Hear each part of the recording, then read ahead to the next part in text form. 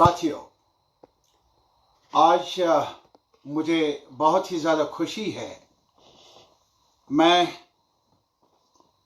उस रीजन के इनकलाब पसंदों से हम कलाम हो रहा हूँ। मुझे बात करने का मौका मिला, जिनकी एक लंबी तारीख रही है फ्रीडम स्ट्रगल में, जिन्होंने अपनी जानें निछावर की है तहरीक आज़ादी में। आज सारे लोग अभी याद करते होंगे कि 11 अगस्त बहुत पहले मुजफ्फरपुर जेल में एक जियाले इनकलाब पसंद को फांसी पर लटकाया गया और वो सफ़े अव्वल के रहनुमा रहे हैं फ्रीडम मूवमेंट में। उसके बाद सैकड़ों की तादाद में फ्रीडम मूवमेंट में शामिल हो गए, जिन्होंने जेलों का और बहुत ज़्यादा अत्याचार बर्दाश्त किया तहरीक आज़ादी में। मिदनापुर का इलाका, यहाँ एक सोल्जर ने 19 साल जेल में काटे और झुके नहीं, लड़ते रहे और अपनी करनी पर फख्र रहा, जिसकी वजह से 19 साल जेल काटने पर मजबूर हुए और बाद में वो मिदनापुर डिस्ट्रिक्ट पार्टी के सेक्रेटरी भी बन गए। इसके अलावा जब से मौजूदा सरकार ममता बनर्जी की सरकार वजूद में आई बंगाल में, तब से लेकर आज तक मिदनापुर डिस्ट्रिक्ट में सरकार की तरफ से और नाम नहाद माओइस्ट एक्सट्रीमिस्टों की तरफ से लगभग 300 इनकलाब पसंदों को, CPI-M के कारकुनों को शहीद किया गया। सलाम पेश करता हूं मैं उन शहीदों को। हजारों घरों को उजाड़ दिया गया, कोई दफ्तर बचा नहीं जिस पर गुंडों ने पुलिस के साथ मिलीभगत में हमला न किया हो। कितने ही हमारे कारकुनों को गांव छोड़ना पड़ा, घर छोड़ना पड़ा और किस कदर मुश्किलात का सामना करना पड़ा। रोंगटे खड़े हो जाते हैं वो कहानियां सुनकर। सलाम पेश करता हूं। उनका यकीन, हमारा यकीन यही है कि ये चिराग, इनकलाब का चिराग, बुझाया नहीं जा सकता है फूंकों से। इस कारवान में लाख रुकावटें पैदा करें हाकिम लोग, मुख्तलिफ सरकारें, बीजेपी से लेकर ममता तक। हमें यकीन है ये कारवान मुश्किलात का मुकाबला करते हुए आगे बढ़ेगा, जैसा कि आज मिदनापुर का नक्शा हमें बता रहा है। आज फिर से ये लाल झंडा हर जगह लहरा रहा है। पैंडेमिक की सूरत हाल का मुकाबला करते हुए हमारा मजदूर, हमारा किसान गांवों में, शहर में आज फिर अपने परिवार को, इनकलाब पसंदों के परिवार को संभाल रहा है, इस कारवान में शामिल हो रहा है। ये हमारे लिए जो बहुत दूर इस खित्ते के दूसरे कोने में झील रहे हैं, क्या कुछ कर रही है बीजेपी की सरकार हमारे साथ, क्या कुछ किया है उन्होंने, बाद में आ जाऊंगा उस पर। यह लंबी दास्तान है परेशानियों की, मुसीबतों की, जिसका सामना कर रहे हैं बंगाल के अवाम कई सालों से, जिसका सामना करना पड़ रहा है कश्मीर के अवाम को भी। पैंडेमिक ने इन सरकारों का चेहरा भी जाहिर कर दिया। इस सूरत हाल का मुकाबला करने के लिए जब हर कोशिश फोकस्ड रहनी चाहिए ताकि लोगों को बचाया जा सके इस वबा से और हेल्थ फैसिलिटीज मुहैया की जाए, ऑक्सीजन मुहैया किया जाए, अस्पतालों की सहूलियात मुहैया की जाए और हमारे हेल्थ वर्कर्स को जो अपनी जानों की परवाह किए बिना आशा वर्कर से लेकर डॉक्टरों तक उन्हें प्रोटेक्टिव मैकेनिज्म मिलता नहीं है एडुकेट तरीके से, पूरे तरीके से, लेकिन तब भी वो मुकाबला कर रहे हैं, तब भी वो खिदमत कर रहे हैं अपने जनता की, अपने भाई बहनों की। उनको भी हमारा सलाम है। क्या हो रहा है पूरी दुनिया में? ये दुनिया सरमायादाराना दुनिया, लुटेरे तबकों की दुनिया, वो पैंडेमिक का क्या मुकाबला करें? वो आज भी इस तबाही के दौर में भी नफा खरों के नफा में इजाफा करने की बात सोच रहे हैं। आज हमारे मुल्क का हाल देख लीजिए, चेहरा बेनिकाब हुआ तब जब बगैर किसी मंसूबे के, जब बगैर किसी सोच समझ के, बगैर किसी मोहलत दिए बिना लॉकडाउन किया गया मार्च के आखिरी हफ्ते में। हता कि केरला एक दूर एक रियासत है, बहुत कम सहूलियात होने के बावजूद भी सरकार की, मरकजी सरकार की तरफ से हिमायत के बिना भी पहला वाक़ा सामने आया, लेकिन उन्होंने जिस सलाहियत से इसका मुकाबला किया, पूरे अपने इंफ्रास्ट्रक्चर को मोबिलाइज किया और सबसे ज्यादा लाखों की तादाद में जो वॉलंटियर्स है ग्रास रूट लेवल पर, वो मुतहरिक हो गए और सरकार की कोशिशों का एक बड़ा जरिया बने, उनको ताउन पेश किया, जिसका नतीजा ये है कि पहला केस सामने आया केरला में, लेकिन केरला की सरकार और केरला की जनता ने मुकाबला किया, तदारुक किया, ऐसी तदबीरें वज़ा की कि दुनिया में उन कोशिशों की सराहना होती है। इसके बरक्स मुल्क की सतह पर क्या करना चाहिए था? थालियां भेजी, घंटियां भेजी, ऐलानात हुए, लेकिन ये मर्ज बढ़ ही रही है। आज सवेरे मैंने खबर सुनी कि बंगाल में ये वबा बढ़ ही रही है तेज रफ्तारी से। यहां कश्मीर में भी कम नहीं है, लेकिन इसके बरक्स जो कोशिशें चाहिए थी इंफ्रास्ट्रक्चर को डेवलप करने के लिए, हमने मांग की थी बहुत पहले से कि कम से कम जीडीपी का 3% हिस्सा खर्च होना चाहिए पब्लिक हेल्थ सिस्टम पर।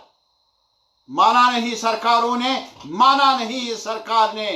इस सरकार ने इन हालात में भी अभी तक सबक हासिल नहीं किया है। आज भी कई जगहों पर हमारे अस्पताल जहां ऑक्सीजन की कमी है, वेंटिलेटर्स की कमी है, और जो हेल्थ वर्कर्स, सफाई कर्मचारी जो ग्राउंड लेवल पर काम करने वाले हैं, उनके लिए पीपीई का पूरा एडुकेट इंतजाम नहीं है। और फिर यह भी तस्वीर है, कितनी देर लगा दी इस सरकार ने ये मानने में, हिचकिचाते रहे, सुप्रीम कोर्ट में भी गलत बयानी से काम लिया कि देश के अंदर कहीं पर भी माइग्रेंट लेबर भूखा नहीं। किस कदर झूठ बोला इस सरकार के नुमाइंदों ने अदालती आलिया में भी। क्या तस्वीर है हमारे देश की? करोड़ों की तादाद में इनफॉर्मल सेक्टर में काम करने वाले हमारे मजदूर जो एक रियासत से दूसरी रियासत में जाने पर मजबूर हैं, घर छोड़ने पर मजबूर है। पैंडेमिक की सूरत हाल में छत नहीं है उनके लिए, किराया नहीं था उनके लिए, कोई ट्रांसपोर्ट का इंतजाम करने में बहुत देर लगा दी गवर्नमेंट ऑफ इंडिया ने और स्टेट गवर्नमेंट्स ने। ये तस्वीर है उस देश की जिस देश के बारे में ये दिन रात झूठ की कहानियां बताकर जनता को तसल्ली दे रहे हैं। ये अपने आप की अपनी करनी को छुपा रहे हैं। यह अलग सवाल है कि सीपीआईएम ने और मास ऑर्गेनाइजेशंस ने, लेफ्ट पार्टीज ने इन कठिन हालात में भी, रिसोर्सेज ना होते हुए भी वो कुछ किया जो उनके दायरे में था। मरहबा है उन वर्करों को, मरहबा उन कारकुनों को जिन्होंने पैंडेमिक की परवाह किए बिना मजदूर का साथ दिया। इस मुसीबत में सहारा बने वो हर जगह। कश्मीर के लोग भी, जम्मू के लोग भी बाकी रियासतों में काम करने के लिए गए थे, सरकार की मदद नहीं। वहां के CITU ने, किसान सभा ने, स्टूडेंट्स ऑर्गेनाइजेशंस ने मिलकर काम किया। कम से कम हौसला मिला उन्हें और उन्हें लगा कि इस दुनिया में मुसीबत के वक्त काम आने वाले लोग भी मौजूद है। सरकार से तवक्कु करना, सरकार से कुछ मांगना, उनके बातों पर भरोसा करना हिमाकत से कम नहीं। यह सूरत हाल है। लेकिन इस सूरत हाल में, पैंडेमिक की सूरत हाल में भी आप देख लीजिए, अप्रैल में ही जो इसासे हैं, एसेट्स हैं और दौलत है एक घराने का, मुकेश अंबानी का, किस कदर इजाफा हुआ। पूरे एशिया में सबसे अमीर तरीन शख्स बन गया वो इस पैंडेमिक में, जहां लोग उन्हें खाने के लिए कुछ नहीं, भूख के शिकार है, दवाई नहीं है, किराया नहीं है, मजदूरी नहीं है।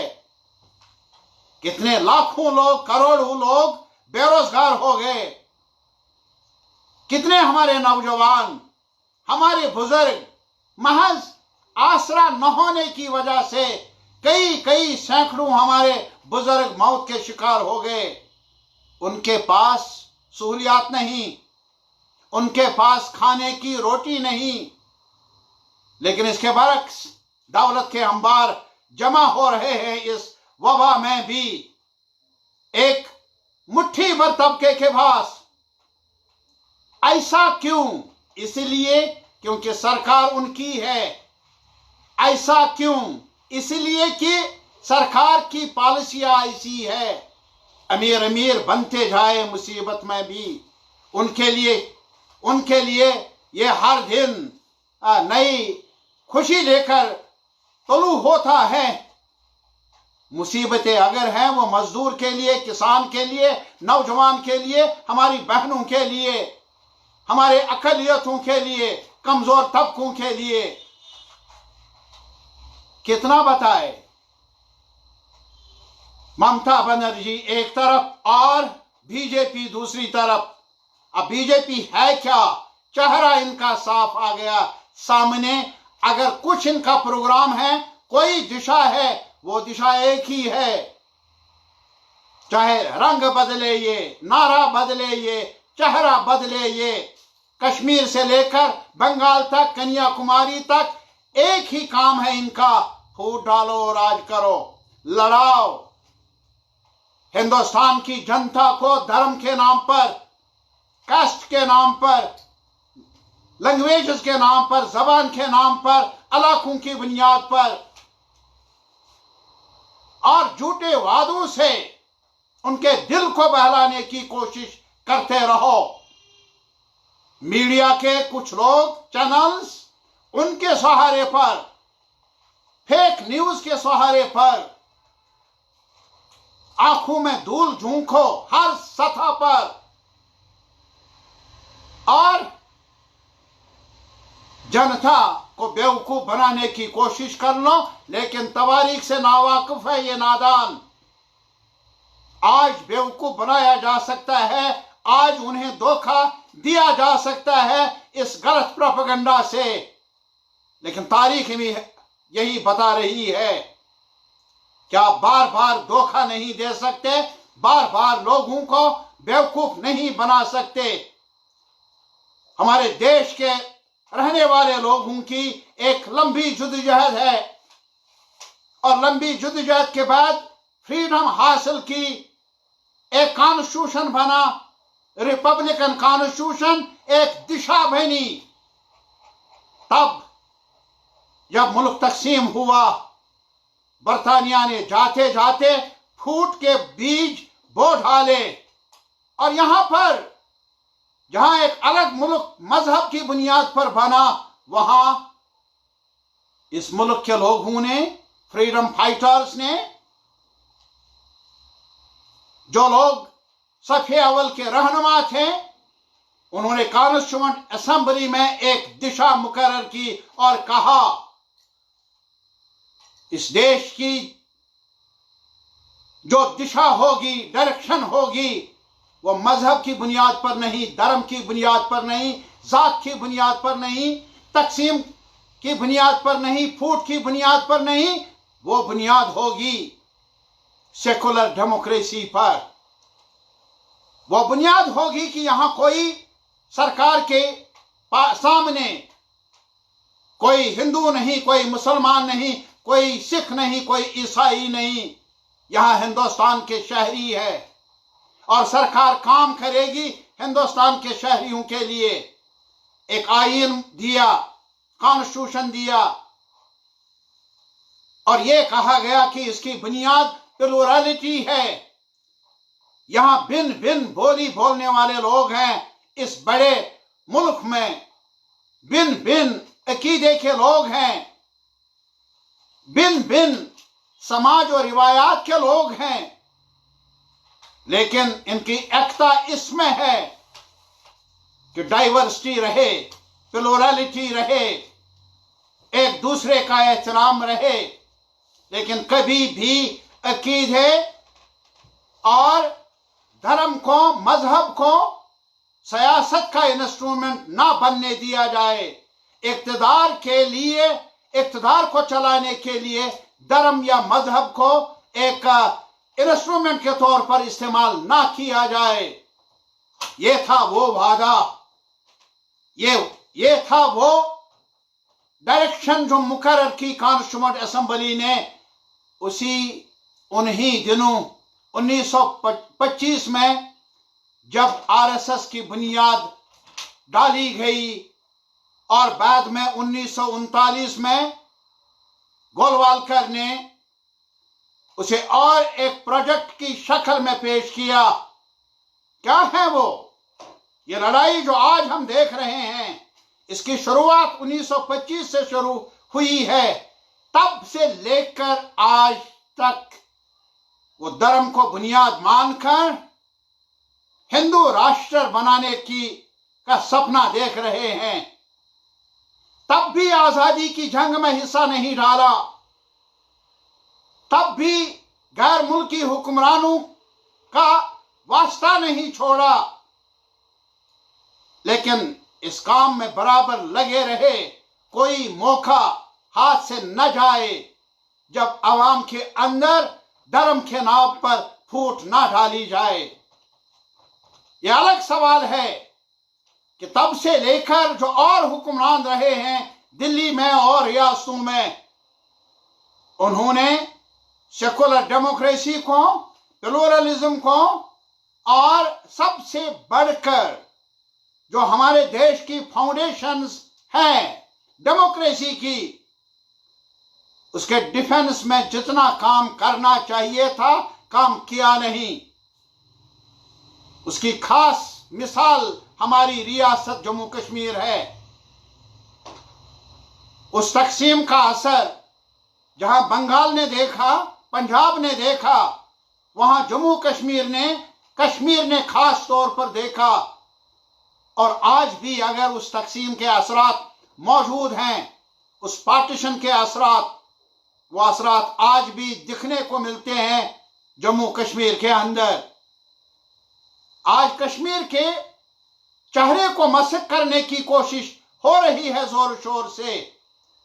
आज हमारे बारे में इस कदर गलत प्रोपेगेंडा किया जा रहा है हर सतह पर, और हमें दहशतगर्द के रूप में पेश किया जा रहा है।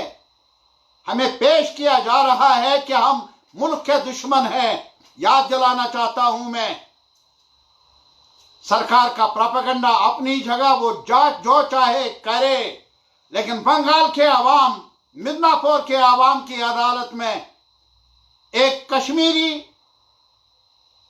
अपना मुकदमा पेश करना चाहता है कि ये कहानी हमारी नहीं है जिसको आज ये सरकार, बीजेपी की सरकार पेश कर रही है। हमारी कहानी वो है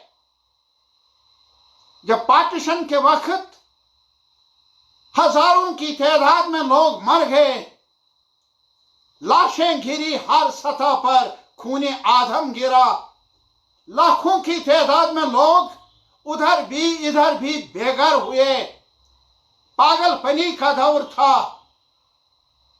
ये कश्मीर था जहां एक भी वायलेंस का वाक़ा नहीं हुआ, जहां एक भी जो मेजॉरिटी ने माइनॉरिटी के अपने भाई बहनों को, उस वक्त हिंदुस्तान की फौज यहां नहीं थी, उस वक्त हमसाया हमसाए का मुहाफिज बना, एक दूसरे को हौसला दिया, एक भी वारदात नहीं हुई। तब जाकर बापू को अगर कहीं उम्मीद की किरण नजर आई तो उन्होंने बरमला कहा कि मेरा सपना अगर कहीं पूरा हुआ वो कश्मीर है, और मैं हिंदुस्तान को इसी विजन में बनाना चाहता हूं, देखना चाहता हूं जो मैंने कश्मीर में देखा। आज उसी कश्मीर को आप कह रहे हैं टेररिस्ट। आज उसी कश्मीर को जब सरहद पर एक और मुल्क वजूद में आया, वो धर्म का नाम, मजहब का नाम लेकर वास्ता दे रहे थे, और जो हिंदू महाराजा था हरि सिंह, 15 अगस्त को वो हिस्सा बनने के लिए तैयार नहीं था। वो वैसिलेट करता गया, रिलक्टेंट था। पाकिस्तान के साथ उसने स्टैंड स्टिल एग्रीमेंट किया था। तब तक जब तक पाकिस्तान की तरफ से रेडर्स आए, तब वो मजबूर हुआ गवर्नमेंट ऑफ इंडिया से रुजू करने पर, और ये अपील की कि फौजें भेजी जाए, और इस वजह से इल्हाक एक्सेशन का रास्ता हमवार हुआ उसने पेशकश की। लेकिन तब भी महाराजा हरि सिंह ने उस एक्सेशन को कंडीशनल बनाया, लिमिटेड बनाया। उस एक्सेशन के खत के साथ एक और खत भी भेजा उन्होंने, जिसमें साफ तौर पर कहा गया कि हमारा रिश्ता बनेगा सिर्फ 3 एरियाज में, डिफेंस में, वजारत खारिजा में, खारजी मामलात में, और कम्युनिकेशन में। बाकी मामलात में जम्मू कश्मीर की रियासत अपना कानून बनाएगी और अपनी सिम्मत मुकर्रर कर लेगी, जिसको माना गया। और इन्हीं शराइत को देखते हुए कॉन्स्टिट्यूएंट असेंबली ने, जिसमें जहां पंडित जवाहरलाल नेहरू थे वहां सरदार पटेल थे, अब्दुल कलाम आजाद थे, वहां इसके साथ साथ श्यामा प्रसाद मुखर्जी थे।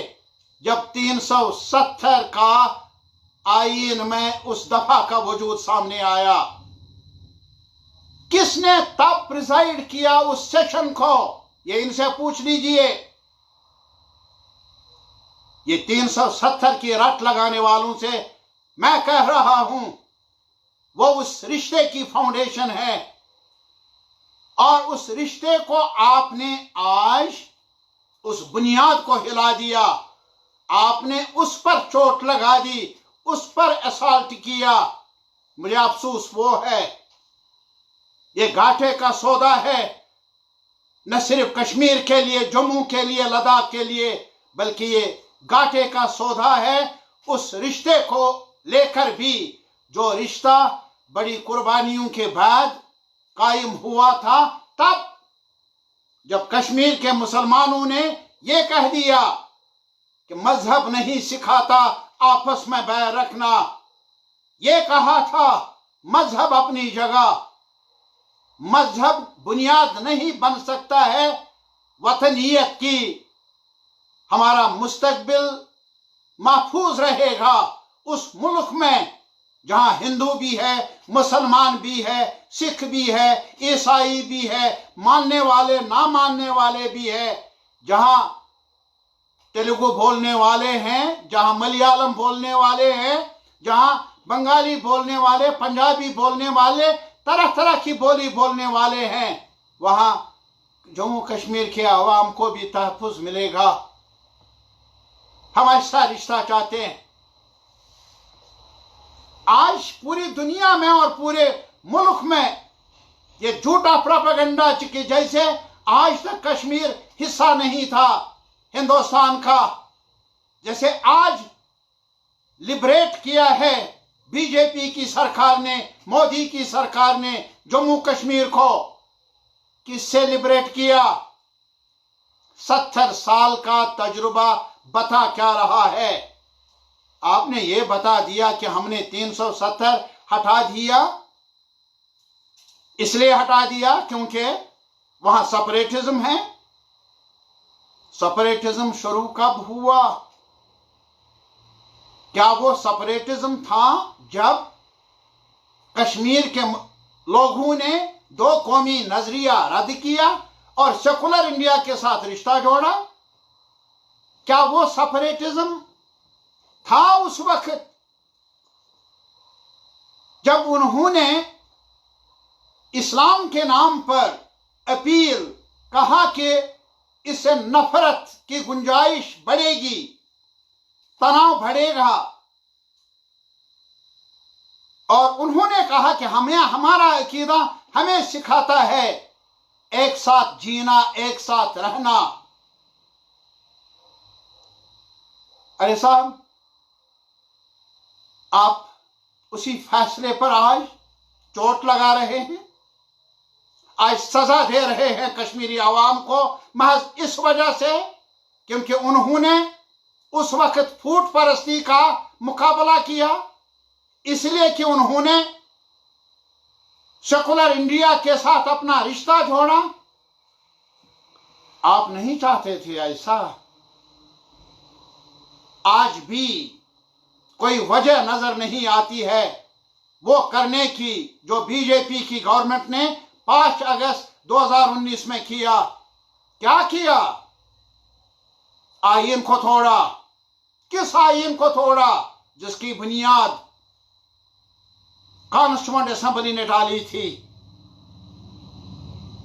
जो बुनियाद बना उस रिश्ते की, जिस रिश्ते को चैलेंज करने के लिए कई लोग बाहर से कोशिश करने पर मसरूफ रहे। आज तक तालियां भेजी किनकी तरफ से जो आपने किया? मजाक उड़ाने लगे कौन लोग आपके इस फैसले पर? क्या हुआ 5 अगस्त, क्या हुआ 4 अगस्त? हम एक जगह सारे पॉलिटिकल लीडर्स बैठे, हमने उस वक्त जब अफवाहें थी, यहां कभी यात्रा रोकने का प्रोग्राम बन रहा था, कभी और फौजें भेजने का चर्चा था, कभी होटलों से टूरिस्टों को निकालने का सवाल था, कभी यात्रा को बंद करने का सवाल था। तब जाकर हम मिले और हमने फैसला किया कि प्राइम मिनिस्टर ऑफ इंडिया से मिलने की कोशिश कर लेंगे और उनसे कहेंगे कोई मुहिमबाजी ना की जाए, मुल्क को नुकसान होगा।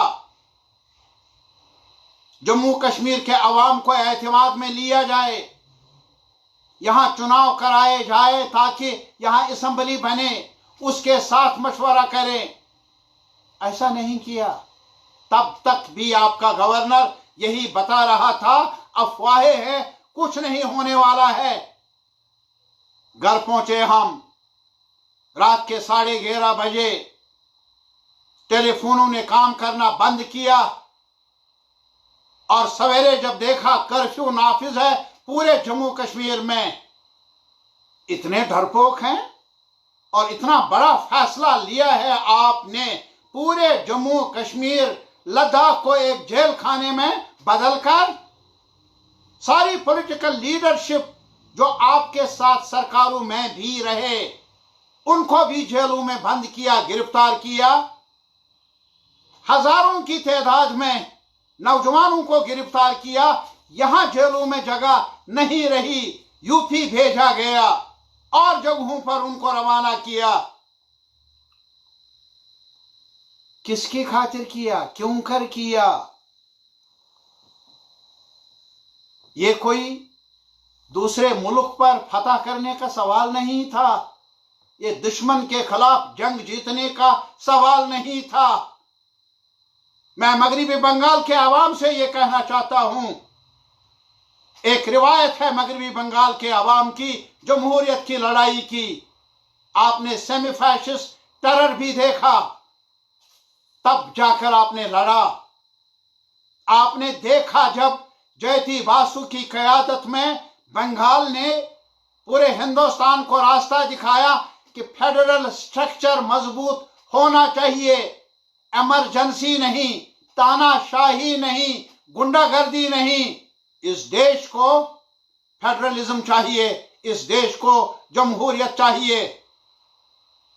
मैं मुबारकबाद देना चाहता हूं बंगाल के लोगों को जिन्होंने ऐसे दूरअंदेश लीडरों को चुना, पैदा किया। 1983 में वो यहां आए, कश्मीर में एक कनक्लेव किया, उसकी क़यादत की जयती बासु ने।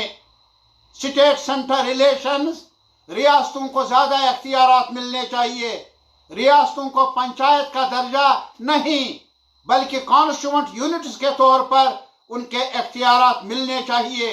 माली इख्तियारात, इंतजामी इख्तियारात, सियासी इख्तियारात। तब जाकर हिंदुस्तान मजबूत रहेगा, तब जाकर हिंदुस्तान आगे बढ़ेगा। डॉक्यूमेंट पेश हुआ, पास हुआ, क्या हुआ तब? ऐसा करके सजा मिली। एक इलेक्टेड गवर्नमेंट को डिफेक्शन के जरिए खारिज किया गया। ये भी कहानी है। बंगाल के अवाम को मालूम है कि आज तक 53 से लेकर 77 तक कश्मीर को साफ वोट की भी मोहलत नहीं दी गई, जमहूरियत मिली नहीं। ऐसा तासुर दिया गया जैसे अगर कश्मीर को डेमोक्रेसी मिलेगी उससे मुल्क कमजोर होगा। बीजेपी ने आज उसी प्रोसेस को आगे बढ़ाया। अगर कुछ कमी रह गई थी उस कमी को दूर किया और दुनिया को बता दिया कि हमारा कब्जा है कश्मीर पर, हमें जमीन चाहिए वहां की, हमारे वहां शहरी नहीं, उनकी जिंदगी का क्या बनेगा, जो वहां के रहने वाले हैं हमें उनके साथ रिश्ता नहीं, हमें वहां की सरहदें चाहिए, वहां की जमीन चाहिए। कौन खुश होगा ऐसा सुनकर, ऐसा देखकर? हिंदुस्तान के दुश्मन ही खुश हो सकते हैं। वही लोग खुश हो सकते हैं जो ये नहीं चाहती थी वो कुव्वतें कि कश्मीर का रिश्ता सेकुलर इंडिया के साथ रहे। आपने ऐसा ही किया और एक सबसे बड़ी रियासत, सबसे पुरानी रियासत जिस कश्मीर की हिस्ट्री हजारों सालों की है, उस रियासत को आपने अवाम को पूछे बिना 2 हिस्सों में तकसीम कर दिया और उस रियासत को आपने डिसमेंटल कर लिया। उसको एक म्यूनिसिपैलिटी की लेवल पर लाया, यूनियन टेरिटरी। मैं बंगाल के आवाम से कहना चाहूंगा, चाहे वो किसी भी सियासत के साथ ताल्लुक रखते हूं, मेरी अपील है उनसे, अगर बंगाल के साथ ऐसा होगा, कल बंगाल को तकसीम किया जाए, क्या महसूस कर लेंगे आप? आपको पूछे बिना क्या महसूस कर लेंगे आपको कि अगर उस बंगाल को जिसने तहरीक आजादी में सफ़े अव्वल में काम किया है, उनकी सराहना किए बिना उन्हें सजा मिले, क्या महसूस कर लेंगे आप? हमारी ह्यूमिलेशन की गई, हमारी बेइज्जती की गई, हमने मुल्क के साथ ताल्लुक जोड़ा डिग्निटी के लिए, बेकार के लिए, इज्जत के लिए, ताकि सर उठाकर जिए। गलतफहमी है किसी की कि आप अपनी ताकत के बलबूते पर, झूठ के बलबूते पर गुमराह कर सकते हैं, हमारे भाई बहनों को दबा सकते हैं। ये बड़ी गलतफहमी है। ये मुमकिन है कि आज जम्मू कश्मीर के लोग खामोश रहे, क्योंकि आपकी तानाशाही है। आपने हर इदारे को जेर कर दिया है, जुडिशरी पर दबाव डाला है कि आज 11 महीनों से हमने मुकदमा दायर किया है, कई जमातों ने सुप्रीम कोर्ट में उस ऑर्डर के खिलाफ 370 का जिसमें इखराज हुआ, 35A को खारिज किया उसके खिलाफ, लेकिन आज तक हियरिंग नहीं हुई। हियरिंग हुई मंदिर के सवाल को लेकर, और उसमें भी फैसला दिया गया, लेकिन इंसाफ नहीं किया गया। बाबरी मस्जिद को मिसमार करने के बारे में उसी जजमेंट में कहा गया कि यह क्रिमिनल एक्ट था, उनको सजा मिलनी चाहिए, लेकिन उन्हीं के हवाले किया, उनकी ही पैरवी की कि उस जगह मंदिर बनाया जाए और एक ट्रस्ट के हवाले किया गया। लेकिन हुआ क्या? 5 अगस्त का दिन ही मुकर्रर हुआ, जिस दिन जम्मू कश्मीर को उल्टा किया गया, यहाँ की तारीख को मसक किया, हमारे चेहरे को, हमारे हुकूक को रौंद डाला। अरे उसी 5 अगस्त को प्राइम मिनिस्टर खुद जाते हैं और बुनियाद डालते हैं। प्राइम मिनिस्टर तो सबों के हैं, और फिर प्राइम मिनिस्टर तकरीर करे कि 15 अगस्त को जनता ने आजादी के लिए लड़ाई लड़ी और 15 अगस्त की आजादी हासिल की, लेकिन अयोध्या के लिए, अयोध्या पर मंदिर बनाने के लिए सदियों से लड़ाइयाँ जारी है, जनरेशंस की लड़ाइयाँ है, और ये 5 अगस्त भी लिबरेशन से कम नहीं। क्या मैसेज देना चाहते हैं आप? ये मैसेज 5 अगस्त के बाद मैंने कहा था, जब मुझे मौका मिला सुप्रीम कोर्ट की वसातत से दिल्ली आने का इलाज की गर्ज से, तब जाकर मैंने अपने जनरल सेक्रेटरी सीताराम याचूरी के साथ मिलकर कहा, आज कश्मीर निशाना है, कल मेरा और आपका देश भी निशाने पर रहेगा। जो फ्रीडम स्ट्रगल में हासिल किया है हमने, इंस्टीट्यूशंस को, पार्लियामेंट को, उसे पायमाल किया जाएगा, इलेक्शन कमीशन को पायमाल किया जाएगा, दबाव बढ़ जाएगा जुडिशरी पर। जो और इंस्टीट्यूशंस हैं, CBI है, CAG है, ED है, उनको भी हुक्मरान जमात अपने लिए इस्तेमाल करने पर मजबूर करेगी। ऐसा होगा, ऐसे ही इनका तरीक़ाकार है और इनकी मंशा है। और इससे पहले कि देर हो जाए, जो लोग कश्मीर को अलग थलग समझते हैं, कश्मीर पर खामोश हैं, बाद में क्या हुआ? CAA के नाम पर क्या हुआ? जो आसाम में कानून नाफिज किया गया। उसके बाद क्या हुआ, दिल्ली में और जगहों पर फसादात करवाए गए। क्या हुआ उसके बाद, कितने ही लोगों को, इंटेलेक्चुअल्स को, एक्टिविस्टों को, हमारी बहनों को, बच्चों को पुलिस ने क्या किया, दिल्ली में क्या किया, यूपी में सेडिशन लॉज के तहत गिरफ्तार करना, यूएपी का बेधरेग इस्तेमाल, हर जबर का जो कानून बना है उनको इस्तेमाल किया ताकि आवाम की, जनता की आवाज को दबाया दिया जाए। लेकिन ये भूल जाते हैं, इस देश में, इस देश की मिट्टी में रेजिस्टेंस की ताकत है। जबर को ज्यादा देर तक बर्दाश्त न करना, यह एक रीत है हमारे आवाम की। इतने बड़े मुल्क को एक साथ रखने के लिए चाहिए कि हर कम्युनिटी को, हर लिंग्विस्टिक ग्रुप को, हर कल्चरल ग्रुप को प्रोटेक्शन मिले।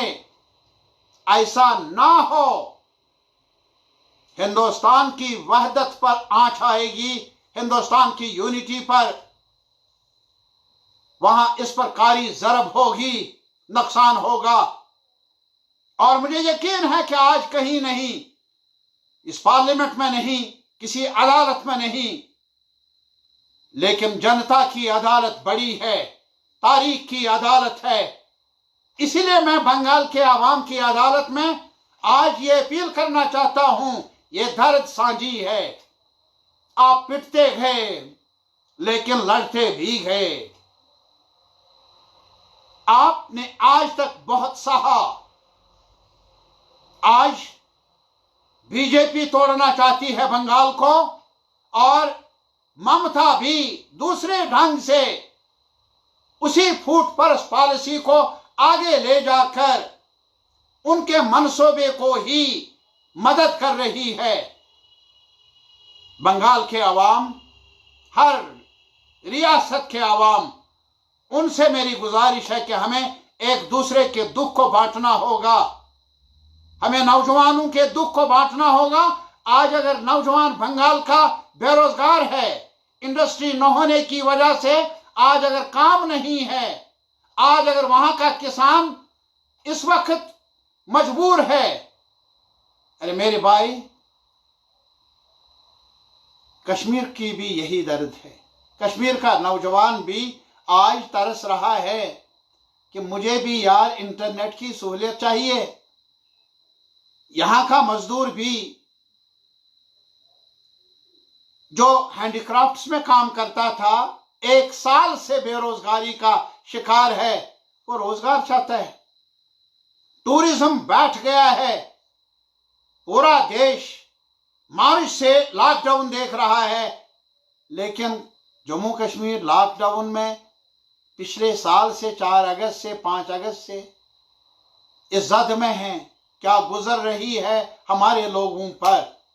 हम आपकी दर्द को समझें, आप हमारी दर्द को समझें, और ये नारा लगाए, हम एक दूसरे के दर्द को बांटेंगे और एक वो हिंदुस्तान जिसके लिए आजादी के मतवालों ने कुर्बानियां दी, उन कदरों को, उन वैल्यूज को बचाएंगे, उस कॉन्स्टिट्यूशन को बचाएंगे जो सेकुलर डेमोक्रेसी का दावा जिसने किया, जिसने दावा किया था, वादा किया था ये फेडरल रहेगा, जिसने वादा किया था कि हर शहरी को डेमोक्रेटिक राइट्स मिलेंगे, जिसने वादा किया था कि कश्मीर को अपनी आइडेंटिटी को बचाने के लिए कॉन्स्टिट्यूशनल गारंटीज मिलेंगे, उस मकसद की खातिर एक बार फिर लड़ना होगा, जदोजहद करनी होगी। और जो भी कुव्वतें हमारे अंदर फूट डाले, चाहे मजहब के नाम पर, चाहे जात के नाम पर, चाहे लैंग्वेज के नाम पर, किसी बात को लेकर भी फूट डाले मेरे जनता में, मेरे भाइयों और बहनों की सफों में, वो हमारे दुश्मन हैं।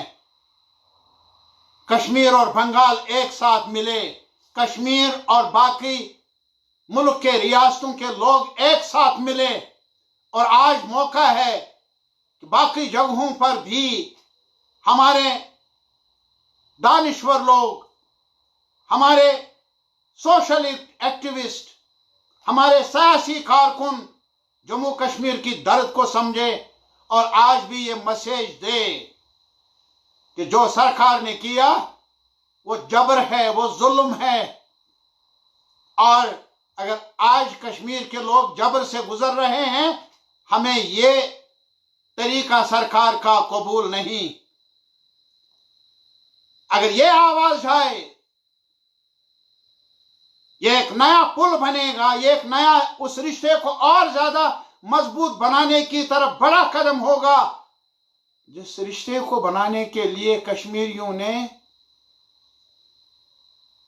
टाइड के खिलाफ जाकर तारीखी फैसला लिया, ये तमन्ना लेकर कि हमें अपनी पर्सनालिटी को, अपनी शनाख्त को बचाने का मौका मिलेगा, अपने ढंग की जिंदगी खुद गुजारने का मौका मिलेगा, हमें खुद मुख्तारी मिलेगी अपने आप को संभालने की, हमें उस जमहूरियत का हिस्सेदार बनाया जाएगा जिसका वादा किया था founders of constitution, founders of freedom struggle.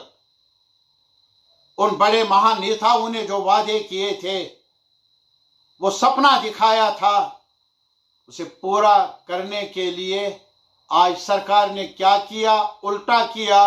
लेकिन मुझे उम्मीद है कि बंगाल के अवाम इस दर्द को समझेंगे और इस रविश को पलटने के लिए, इस जबर के रविश को बदलने के लिए एक साथ मिलकर लड़ने का, जदोजहद करने का अज़्म दोहराएंगे। मैं एक बार फिर मिदनापुर के अपने नौजवानों को, बहनों को सलाम पेश करना चाहता हूं।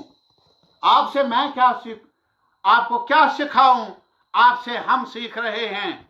हमें वलवला मिल रहा है आपकी कुर्बानियों से, हमें वलवला मिल रहा है आपके उस जज्बे से जिसमें आपने लोहा मनवाया, जिसमें आपने लाल झंडे को हाथों में थामे रखा और दुनिया को बताया, आने वाले नस्लों को भी बताएंगे आप कि ये झंडा उम्मीद का झंडा है, ये झंडा फ्यूचर का झंडा है, ये झंडा मजदूर का झंडा है, मेहनत कश का झंडा है, ये झंडा कश्मीर का झंडा है, ये झंडा पूरे देश के मेहनत कशों का झंडा है। बहुत बहुत शुक्रिया।